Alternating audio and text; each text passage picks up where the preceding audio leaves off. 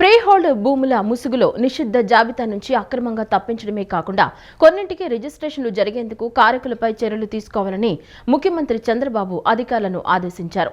సామాన్యులను బెదిరించి భూ కబ్జాలు చేసేవాళ్లు హంతకులతో సమానమని పేర్కొన్నారు. కొందరు అధికారులు సిబ్బంది రికార్డులు మార్చి చేసిన అవినీతి కారణంగా భూములు కోల్పోయి ప్రజలు రోడ్డున పడ్డారని, ఇలాంటి వాటికి ఇక స్వస్తి పలకాలన్నారు. రెవెన్యూ శాఖ పనితీరుపై సచివాలయంలో సీఎం చంద్రబాబు శుక్రవారం సమీక్షించారు. వైఎస్ఆర్ కాంగ్రెస్ పార్టీ పాలనలో ఫ్రీ హోల్డ్ చేసిన 13,59,805 ఎకరాల్లో 4,21,433 ఎకరాలను నిబంధనలకు విరుద్ధంగా నిషిద్ధ జాబితా నుంచి తప్పించారు. మొత్తం ఫ్రీహోల్డ్ భూముల్లో 25,284 ఎకరాలకు రిజిస్ట్రేషన్లు జరిగాయని, ఇందులో 7,827 ఎకరాలకు రిజిస్ట్రేషన్లు నిబంధనలకు వ్యతిరేకం అని అధికారులు సీఎంకు వివరించారు. దీనిపై సీఎం చంద్రబాబు తీవ్రంగా స్పందించారు. నిషిద్ధ జాబితా నుంచి అక్రమంగా భూముల తొలగింపు, రిజిస్ట్రేషన్లు జరిగేందుకు కారకులైన రెవెన్యూ అధికారులు, సిబ్బంది, తెర వెనుక ఉన్న బినామీలు, రాజకీయ నేతల ప్రమేయాన్ని కూడా తేల్చాలని అన్నారు. బాధ్యులపై కఠిన చర్యలు తీసుకోవాలని తెలిపారు. సామాన్యులను బెదిరించి భూ కబ్జాలు చేసేవాళ్లు హంతకులతో సమానమని పేర్కొన్నారు. కొందరు అధికారులు, సిబ్బంది రికార్డులు మార్చి చేసిన అవినీతి కారణంగా భూములు కోల్పోయి ప్రజలు రోడ్డున పడ్డారని, ఇలాంటి వాటికి ఇక స్వస్తి పలకాలని పేర్కొన్నారు. రెవెన్యూ శాఖలో సమూల ప్రక్షాళన అవసరమని పేర్కొన్నారు. వైఎస్ఆర్ కాంగ్రెస్ పార్టీ పాలనలో భూములను బలవంతంగా లాక్కునేందుకు నిషిద్ధ జాబితాలో పెడతామని బెదిరించి చేసిన కబ్జాలు చాలా ఉన్నాయని అన్నారు. రానున్న రోజుల్లో పీడీ చట్టం, భూ కబ్జా నిరోధక చట్టాలను సమర్థంగా ఉపయోగించి భూమాఫియాకు అడ్డుకట్ట వేయాలని, క్రిమినల్ కేసులు పెట్టాలని చంద్రబాబు పేర్కొన్నారు. రేషన్ బియ్యం అక్రమ రవాణాపై కాకినాడ పోర్టులో డిప్యూటీ సీఎం పవన్ కళ్యాణ్, మంత్రి నాదెండ్ల మనోహర్ తనిఖీలు చేపట్టారు. బియ్యం స్మగ్లింగ్ చేస్తుంటే ఏం చేస్తున్నారంటూ డీఎస్పీ రఘువీర్ విష్ణువు, ఎమ్మెల్యే కొండబాబుని పవన్ కళ్యాణ్ నిలదీశారు. ప్రజాప్రతినిధులు వచ్చి బియ్యం అక్రమ రవాణా ఆపితే గాని మీరు ఆపలేరా అంటూ ఆగ్రహం వ్యక్తం చేశారు. కాకినాడ పోర్టులో 1064 టన్నుల బియ్యం సంచులను పవన్ కళ్యాణ్, మంత్రి నాదెండ్ల పరిశీలించారు. ఇటీవల పౌర సరఫరాల సంస్థ చైర్మన్ తోట సుధీర్ ఆధ్వర్యంలో అక్రమ బియ్యం తరలింపును అడ్డుకుని వాటిని అధికారులు పోర్టులోనే ఉంచారు. అదేవిధంగా 2 రోజుల క్రితం కాకినాడ కలెక్టర్ షణ్మోహన్ ఆధ్వర్యంలో తనిఖీలు చేపట్టగా సముద్రం లోపల సుమారు 9 నాటికల్ మైళ్ల దూరంలో రవాణాకు సిద్ధమై వెళ్తున్న స్టెల్లా ఎల్ పనామా షిప్లో 640 టన్నుల రేషన్ బియ్యం పట్టుబడిన విషయం తెలిసిందే. తాజాగా స్టెల్లా ఎల్ పనామా షిప్లో పట్టుబడిన 640 టన్నుల బియ్యం సంచులను స్వయంగా బోటులో సముద్రంలోకి వెళ్లి పవన్ కళ్యాణ్ పరిశీలించారు. భారీగా బియ్యం రవాణా అవుతుంటే ఏం చేస్తున్నారని అధికారులపై పవన్ మండిపడ్డారు. ప్రజాప్రతినిధులు వచ్చి బియ్యం అక్రమ రవాణా ఆపితే కానీ మీరు ఆపలేరా అంటూ ఆగ్రహం వ్యక్తం చేశారు. బియ్యం అక్రమ రవాణాలో ఎవరు ఉన్నా చర్యలు తీసుకోవాలని ఆదేశించారు. రేషన్ బియ్యం ఇష్టానుసారం తరలిస్తున్నారు, ఎంతవారైనా చర్యలు తీసుకోవాలని అన్నారు. 1000 నుంచి 1100 లారీలు వెళ్లే ఈ పోర్టుకి 16 మంది సెక్యూరిటీ. లారీకి ఎంతమంది ఉన్నారో మీరు అర్థం చేసుకోండి. అసలు విచిత్రంగా మనోహర్ గారు పట్టుకొని కేసులు పెట్టి అధికారులకి చెప్పినా కానీ, అటు పోలీస్ కానీ, రెవెన్యూ కానీ, సివిల్ సప్లైస్ కానీ యాక్షన్ చాలా నామమాత్రంగా తీసుకుంటా ఉన్నాను. నేను చాలా సందర్భాల్లో ఆయన అడుగుతా ఉన్నాను, క్యాబినెట్ మీటింగ్స్లో అడిగాను ఏం జరుగుతుందని. నేను ఒకటే ఏం చెప్పానంటే, ఇందాక మన మనోహర్ గారికి వీళ్ళకి మనం ఏ యాక్షన్ కనుక మనం ముందుకు తీసుకెళ్ళకపోతే వీళ్ళు ఇన్ని మాటలు చెప్పి దీన్ని ఏమి ముందుకు తీసుకెళ్లేదేంటి అన్న అపవాదు మనందరి మీద ఉంటుంది. మన ఇంటెన్షన్ వేరు, జరుగుతుంది వేరు, మన యాక్షన్స్, దాని కాన్సిక్వెన్సెస్ సరిగ్గా వీళ్ళు సహకరించట్లేదు. ఇది ప్రజల దృష్టిలో పెట్టాలి. ఇది నిన్న ఢిల్లీ నుంచి వచ్చి అసలు యాక్చువల్లీ ఈరోజు నాకు ఈ ప్రోగ్రాం లేదు. నాకు ఈ రోజున నిన్న రాత్రి స్టెల్లా అనే షిప్లో ఇన్ని 100 టన్నులు పట్టుకున్నారు, పనామాకు సంబంధించిన స్టెల్లా అనే షిప్లో. అలాగే ఇక్కడ దాదాపు 1060 మెట్రిక్ టన్నులు ఇక్కడ పట్టుకున్నారు. బలంగా సాక్ష్యాధారాలతో దొరికినప్పుడు దీన్ని ఎలా చేయాలని చూస్తే సమస్య ఎక్కడుంది అంటే, ఇది చాలా డీప్ నెట్వర్క్. ఇది నేను వస్తాను అంటే నిన్న రాత్రి కూడా నాకు చాలా మంది ఫోన్లు చేసి మెసేజ్లు ఏం పెడతారు, మీరు రావద్దు సార్ ఇక్కడికి అంట. మీరు ఎందుకు రాకూడదంటే ఒక 10,000 మంది జీవితాలు అతలాకుతలం అయిపోతాయని. పోర్ట్ అనేది it is meant for exports. Kakinada port కానీ ఏ పోర్ట్ అయినా కానీ అనుమతి ఇచ్చింది ఎక్స్పోర్ట్కి, అంతేగాని స్మగ్లింగ్ కాదు. స్మగ్లింగ్ మీద చేసే విధానంలో కూర్చోబెట్టి దానికి పర్మిషన్, దానికి లైసెన్స్ ఇవ్వాల. లీగల్గా ఎక్స్పోర్ట్కి మాత్రమే ఇక్కడ పర్మిషన్ ఇచ్చారు దీనికి. కానీ వస్తే 10,000 మంది జీవితాలు అతలాకుతలం అయిపోతాయంటే as a deputy chief minister of Andhra Pradesh నాకే సహకరించాల. నాదెండ్ల మనోహర్ మీడియాతో మాట్లాడారు. గత 5 ఏళ్లలో కాకినాడ పోర్టును స్మగ్లింగ్ హబ్గా మార్చారని, తాము వచ్చాక 51,000 టన్నుల రేషన్ బియ్యం పట్టుకున్నామని అన్నారు. కాకినాడ పోర్టుకు రోజుకి సుమారు 1000 లారీలు వస్తాయని, సెక్యూరిటీ 16 మందే ఉన్నారని తెలిపారు. కాకినాడ పోర్టు నుంచి జరిగే అక్రమాలు ఆపుతారని గతంలో హామీ ఇచ్చారని గుర్తు చేశారు. బియ్యం అక్రమ రవాణాను గతంలో డ్రోన్ ద్వారా చిత్రీకరించామని పవన్ కళ్యాణ్ అన్నారు. సంపద సృష్టించారని చెబుతున్న జగన్ 9 సార్లు ఎందుకు విద్యుత్ ఛార్జీలు పెంచారని మంత్రి నిమ్మల రామానాయుడు ప్రశ్నించారు. 2019-24లో చేసిన పాపాలే ఇవాల్టికి ప్రజలను డిస్కంలను వెంటాడుతున్నాయన్నారు. డిస్కంల నెత్తిన 18,000 కోట్ల రూపాయల మేర అప్పులు మోపి వెళ్లిపోయారని మండిపడ్డారు. అబద్దాలకు పేటెంట్ జగన్కే ఉందని మంత్రి నిమ్మల విమర్శించారు. పోలవరంపై జగన్ నిత్యం విషం కక్కుతున్నారని జలవనరుల శాఖ మంత్రి నిమ్మల రామానాయుడు ధ్వజమెత్తారు. పోలవరం ప్రాజెక్టు దశల గురించి ఎక్కడా గతంలో ప్రస్తావన లేదన్న మంత్రి, వైఎస్ జగన్ వచ్చాకే 41.15, 45.72 మీటర్ల ఎత్తు అంటూ లేఖలు రాశారని మండిపడ్డారు. టీడీపీ హయాంలో పోలవరం ప్రాజెక్టుకు 55,548 కోట్ల రూపాయలు అప్పటి టెక్నికల్ అడ్వైజరీ కమిటీ ఆమోదించినప్పుడు కూడా దశల గురించి ప్రస్తావన లేదన్నారు. జగన్ ప్రభుత్వంలోనే 41.15 మీటర్లు అనే అంశానికి బీజం పడిందని విమర్శించారు. 41.15 మీటర్ల ఎత్తులో నీళ్లు నిలబెట్టేందుకు PPACWSకి ప్రతిపాదన పంపారని అన్నారు. కేంద్ర కేబినెట్ 12,157 కోట్లకు ఆమోదించారని, అందులో ప్రాజెక్టు ఎత్తుపై ప్రస్తావన లేదని వైఎస్ఆర్సీపీ మళ్లీ ఆరోపిస్తోందని ఆక్షేపించారు. కేంద్రంలో, రాష్ట్రంలో ఉన్న డబుల్ ఇంజన్ కూటమి సర్కార్ పోలవరం ఎత్తును ఎట్టి పరిస్థితుల్లోనూ తగ్గించే ప్రసక్తే లేదని స్పష్టం చేశారు. ప్రతి నిత్యం పోలవరంపై అసత్యాలను ప్రచురిస్తూ అడ్డకోలు రాతలు ఏవైతే రాస్తూ ఉందో మరి వేళ ప్రజలందరూ కూడా గమనిస్తున్నటువంటి పరిస్థితి. ఏదైతే 2019-2024 5 సంవత్సరాల జగన్ పాలనలో విధ్వంసానికి బలైనటువంటి పోలవరం ప్రాజెక్టుని మళ్ళీ చంద్రబాబు నాయుడు గారు పునర్నిర్మాణానికి శ్రీకారం చుడుతూ ఉంటే తట్టుకోలేనిటువంటి, సహించలేనిటువంటి మనస్తత్వంతో ఇటువంటి విషపు రాతలు, విషపు బీజాలు ఈరోజు వారి యొక్క అవినీతి, అసత్య పుట్టిక దినపత్రిక మరి నాటుతుందనే విషయాన్ని కూడా ఈ సందర్భంగా తెలియజేసుకుంటూ ఉన్నా. ఎక్కడా కూడా phase 1, phase 2, 41, 45 అనేది ఎక్కడా లేదు అనే విషయం చాలా క్లియర్గా తేటతెల్లమవుతున్నటువంటి పరిస్థితి. ఇది నేను చెప్పడం కాదు, చాలా క్లియర్గా ఏదైతే సమాచార హక్కు చట్టం, రైట్ ఇన్ఫర్మేషన్ యాక్ట్ కింద మరి ఎవరైతే కొంతమంది అడిగినటువంటి ప్రశ్నలకు సమాధానంగా PPA పోలవరం ప్రాజెక్ట్ అథారిటీ చాలా క్లియర్గా స్పష్టమైనటువంటి సమాధానం లిఖితపూర్వకంగా ఇచ్చినటువంటి పరిస్థితి కూడా మొన్న మనం చూసాం. చాలా క్లియర్గా ఆయన హయాంలోనే ఆ రోజు మరి ఎక్కడ కూడా మళ్ళీ ఫస్ట్ ఫేజ్ అని లేకుండా అందులో 41.15 మీటర్స్కు రివైజ్డ్ కాస్ట్ 12,157 కోట్లనే ఆ రోజు ఆయన ముఖ్యమంత్రిగా ఉండగానే ఏదైతే PIBలో ఆమోదించడం జరిగింది. ఆ PIB ఏదైతే ఆయన ముఖ్యమంత్రిగా ఉన్నప్పుడు ఆమోదించడం ఏదైతే జరిగిందో అదే క్యాబినెట్కి వస్తుంది, అదే క్యాబినెట్ ఆమోదించడం జరిగింది.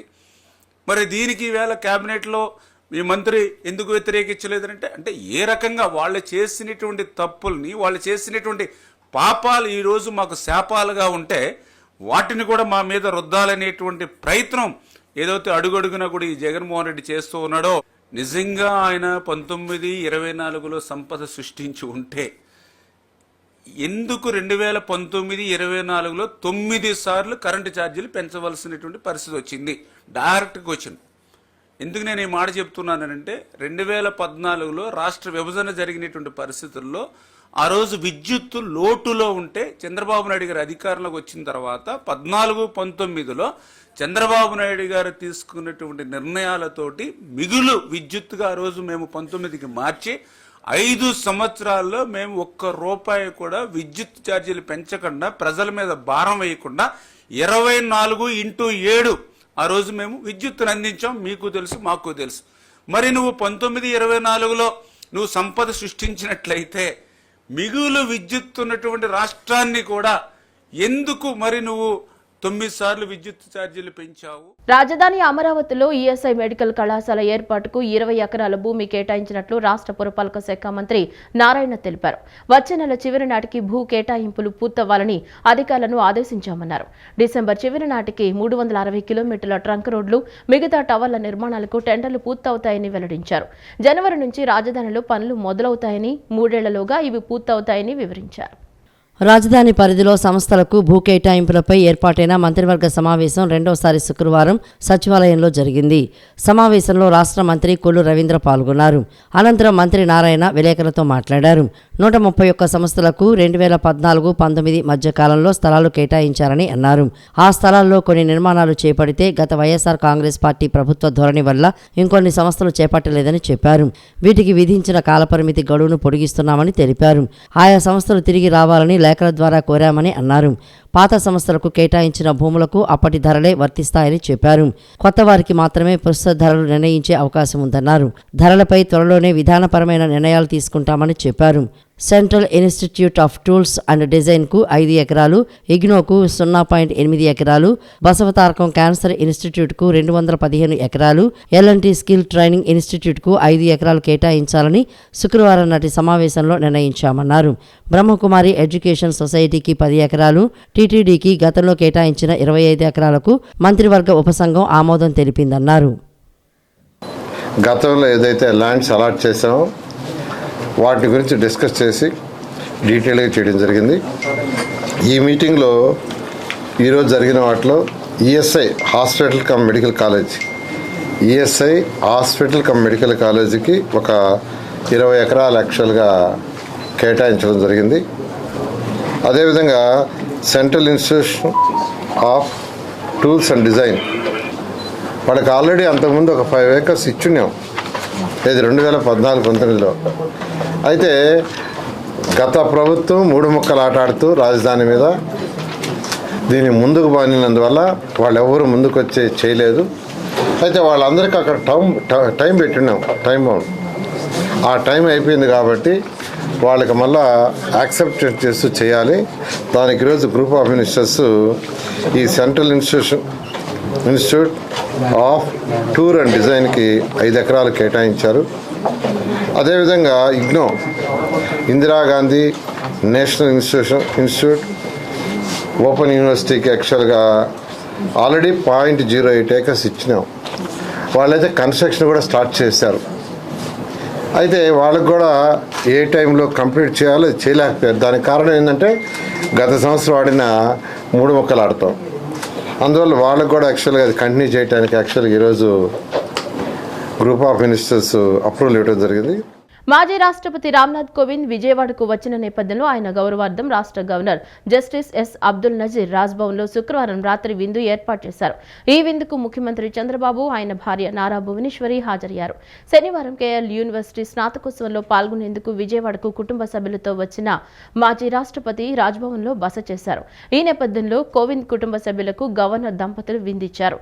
గవర్నర్ ఆహ్వానం మేరకు ముఖ్యమంత్రి దంపతులు విందుకు హాజరయ్యారు. ఈ సందర్భంగా రామ్నాథ్ కోవింద్, గవర్నర్, సీఎం కాసేపు పలు విషయాలపై మాట్లాడుకున్నారు. స్వర్ణాంధ్ర 2047 దార్శనిక పత్రాన్ని డిసెంబర్ 12న ప్రజల సమక్షంలో ముఖ్యమంత్రి చంద్రబాబు ఆవిష్కరించనున్నారు.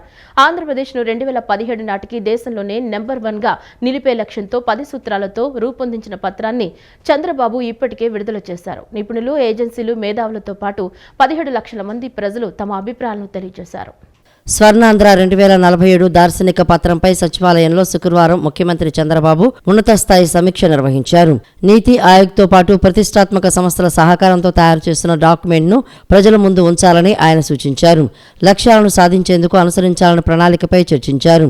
జిల్లా, నియోజకవర్గం, మండల స్థాయి వరకు అభివృద్ధి చేసేందుకు వీలుగా విజన్ డాక్యుమెంట్ను సిద్ధం చేస్తున్నట్లు అధికారులు ఆయనకు వివరించారు. సమీక్షలో సీఎస్ నీరబ్ కుమార్ ప్రసాద్, వివిధ శాఖల కార్యదర్శులు, అధికారులు పాల్గొన్నారు. రాష్ట్రంలో ప్రస్తుతం జరుగుతున్న రైల్వే ప్రాజెక్టులు, జాతీయ రహదారులు పనులు త్వరితగతిన పూర్తి చేసేందుకు తన ఆధ్వర్యంలో 2 వేర్వేరు టాస్క్ ఫోర్స్ కమిటీలను రాష్ట్ర ప్రభుత్వం ఏర్పాటు చేసిందని రాష్ట్ర రోడ్లు మరియు భవనాలు, పెట్టుబడులు, మౌలిక సదుపాయాల శాఖ మంత్రి బీసీ జనార్దన్ రెడ్డి తెలిపారు.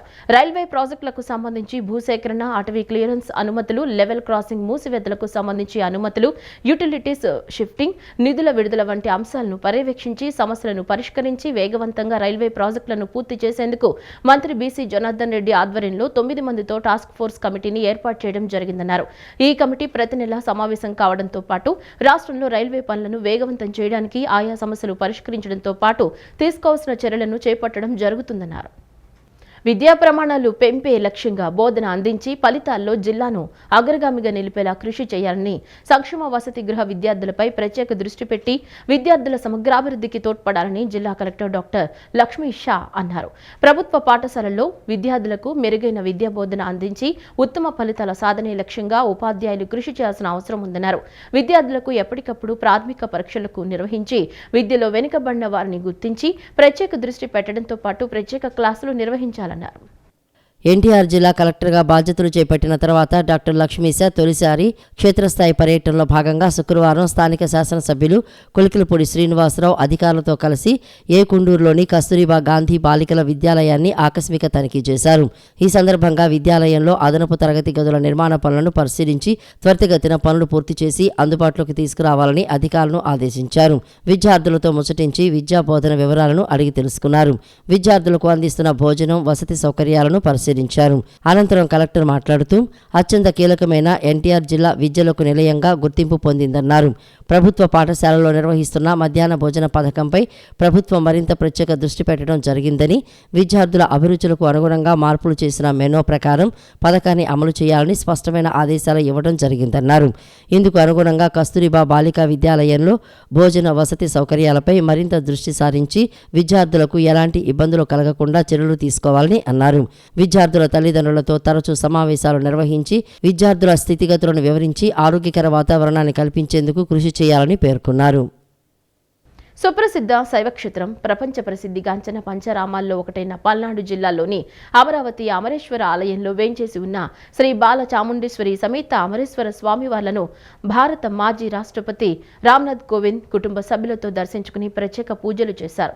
ఆలయ వేద పండితులు స్వాగతం పలికారు. భారత మాజీ రాష్ట్రపతి అమరావతి రాక సందర్భంగా పోలీసు ఉన్నతాధికారులు పటిష్ట బందోబస్తు నిర్వహించారు. ఈ కార్యక్రమంలో ఐజీ సర్వశ్రేష్ఠి త్రిపాఠి, పల్నాడు జిల్లా కలెక్టర్ అరుణ్ బాబు, జిల్లా ఎస్పీ కంచి శ్రీనివాసులు, జిల్లా దేవాదాయ శాఖ అధికారి కోట ఆంజనేయులు, ఆలయ ఈవో సునీల్, స్థానిక వేద పండితులు తదితరులు పాల్గొన్నారు. శివకేశవులకు ప్రీతికరమైన కార్తీక మాసంలో కృష్ణా జిల్లా బాపులపాడు మండలం వీరవల్లి శ్రీ గంగా పార్వతీ సమేత కొండేశ్వర స్వామివారి దేవస్థానంలో లక్ష బిల్వార్చన వైభవోపేతంగా సాగింది. గ్రామస్తుల సహకారంతో లక్ష బిల్వార్చన, సామూహిక కుంకుమార్చన, రుద్రహోమాలు 9 ఏళ్ల పాటు దేదీప్యమానంగా నిర్వహిస్తున్నట్లు కుందుర్తి మురళీ శర్మ తెలిపారు. శివకేశవులకు ప్రీతికరమైన కార్తీక మాసం సందర్భంగా కృష్ణా జిల్లా బాపులపాడు మండలం వీరవల్లిలో కొలువైన స్వయంభూ శ్రీ గంగా పార్వతీ సమేత కొండేశ్వర స్వామి ఆలయంలో లక్ష బిల్వార్చన వైభవోపేతంగా సాగింది. గత 9 సంవత్సరాలుగా ప్రతి ఏటా దేవస్థానంలో గ్రామస్తుల సహకారంతో అర్చకులు కుందుర్తి మురళీస్వామి ఆధ్వర్యంలో లక్ష బిల్వార్చన ఘనంగా నిర్వహిస్తున్నారు. ఉదయం నుంచి గణపతి పూజ, పుణ్యవచనం, పంచగవ్యం, మహాన్యాస పూర్వక రుద్రాభిషేకం, సామూహిక కుంకుమార్చన, లక్ష బిల్వార్చన, రుద్రహోమం, వేదాశీర్వచనం చేశారు. పెద్ద ఎత్తున భక్తులు తరలివచ్చి స్వామిని దర్శించుకున్నారు. మహిళలు కుటుంబ సమేతంగా తరలివచ్చి కార్తీక దీపాలు వెలిగించారు. అర్చకులు కుందుర్తి మురళీ శర్మ మాట్లాడుతూ చెక్క సాంబయ్య దంపతులు గ్రామస్తుల సహకారంతో ఈ పూజా కార్యక్రమాలను విజయవంతంగా పూర్తి చేసినట్లు తెలిపారు. గత 9 సంవత్సరాల పాటు భక్తులు గ్రామస్తుల సహకారంతో లక్ష బిల్వార్చన, అన్నాభిషేకం, అన్నదానం కార్యక్రమాలు విజయవంతంగా నిర్వహించామని మురళీ శర్మ తెలిపారు. గతంలో ఎప్పుడూ లేని విధంగా వీరవల్లి గ్రామంతో పాటు సుదూర ప్రాంతాల భక్తులు, మహిళలు, అయ్యప్ప, భవానీ దీక్షాపరులు భారీ సంఖ్యలో తరలివచ్చి స్వామివారిని దర్శించుకున్నారని తెలియజేశారు.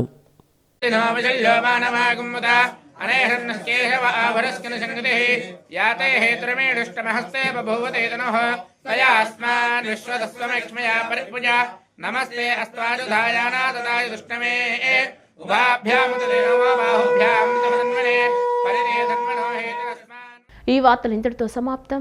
నమస్కారం.